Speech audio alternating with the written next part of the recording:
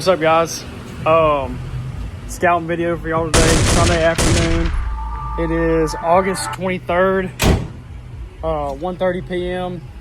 About to go out to a piece of public land, trying to cover some ground today. We're taking the boat, going to check some islands, going to check some bean fields, going to check some swamp crossings that we know are pretty good, but got the truck loaded.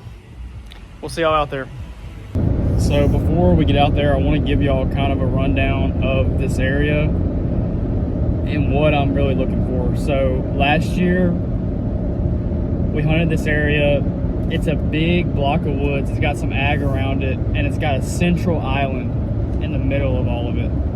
And we found that that island acts as a hub, and there was a really nice non-typical buck using that island a lot, coming on and off that island, hitting these fields.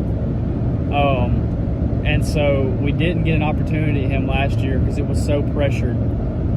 But this year, we're trying to play the pressure in our favor and trying to think differently on how these deer are going to move once the pressure gets in there. Now, we've got a lot of deer, a lot of nice bucks that we think are using the same pattern that we found them using preseason last year. But we know based on last year, what we found out hunting last year is they change a lot. So what our goal is today is going and checking areas that we think could hold those deer that are around the central area and around those fields that are feeding on those beans and the corn. We've marked on a map, so I went in on a map and I made pins all spread out over this big block of woods. And my goal is to go in and check each one and try to figure out which one or two has the best cover to hold a big buck. So that's the objective for today. I may not film a whole lot, but just wanted to give you guys an idea of what we're kind of looking for. And just like usual, what I'm looking for is I'm looking for right now really tracks.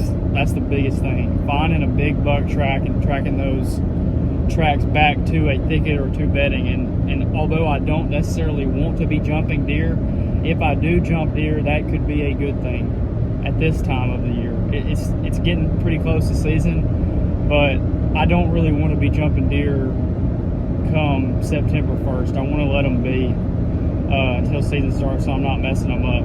But if I do happen to jump deer, it is a definite sign that I found bedding, which is great. It's very good to know that, especially if you're accessing an area and mentally you know how your wind's playing out, and you'll be able to know, okay, there may be deer here, so I need to access a certain way. So it's not always a bad thing to jump bedded deer, in my opinion, but some people would disagree. Okay, guys, we've been to a couple spots already.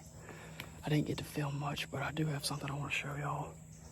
I just jumped a deer out of a bed, and I want to show y'all what this bed looks like and kind of the terrain that he's bedding in, because it is crazy thick. But I'm gonna flip the camera around and show y'all.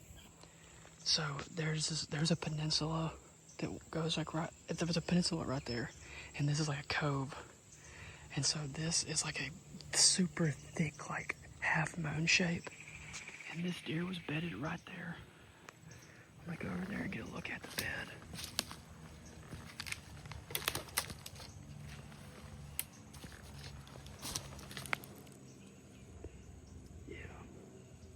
I see a couple pieces of hair in it.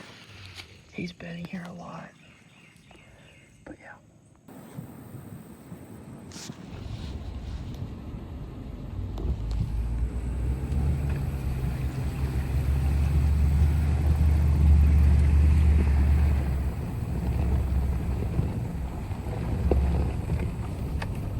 So back in the truck now, got the boat loaded up, headed to the house. We were out for about 4 hours, checked, I think 3 different spots, and took a little bit longer on the spots than we really anticipated, but one of them, we found a very nice area. It was very thick, it had a big block of woods that was pines and had privet around all the edges of it, and it looks like it would definitely hold a buck. And like I mentioned earlier, talking about how we want to find an area that those big deer and just deer in general get pushed to by the pressure, and I feel like that area that we found could definitely be that.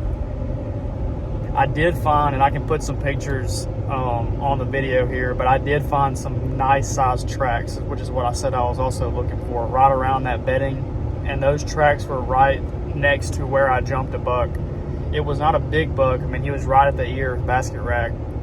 But jumping a buck out of a bed is a great sign. I got a video of his bed and everything. It was pretty cool. And then I walked about 200 yards up from that in the same type of area and jumped a doe. But what it was right next. It was in the back of a slough, and there were these super thick vines that came down that pretty much made a wall.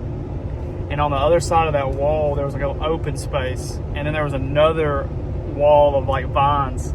And those deer were bedded, like kind of sandwiched in between those two areas of thick vines, and they could see out. I mean, where they were bedded, their back was up next to the slough, and they were looking out into the woods. But it set up really, really nicely. But I made sure to put a pin on it, made a mental note, because that's important. Because on the north wind, knowing that those deer are bedded there can really help you when you're hunting, so you don't get too close and jump deer. Hopefully it's a pretty good video for you guys, but we're really trying to get some more subscribers on our YouTube, so y'all go like and subscribe. Trying to get to the big 50 subscribers, so y'all help us out. Y'all stay tuned for some more videos.